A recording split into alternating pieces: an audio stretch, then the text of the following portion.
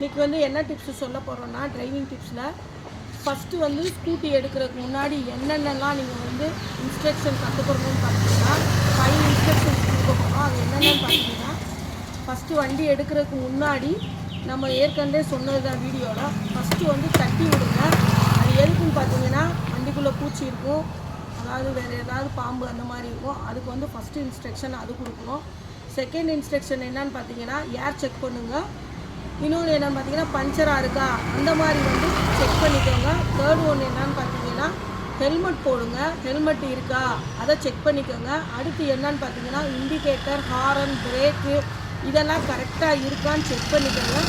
அடுத்தது என்னன்னு பார்த்தீங்கன்னா 5th இன்ஸ்ட்ரக்ஷனில் என்ன கொடுக்க போகிறோன்னா பெட்ரோல் இருக்கா, இன்னொன்று ஆயில் இருக்கா இதை செக் பண்ணிக்கோங்க.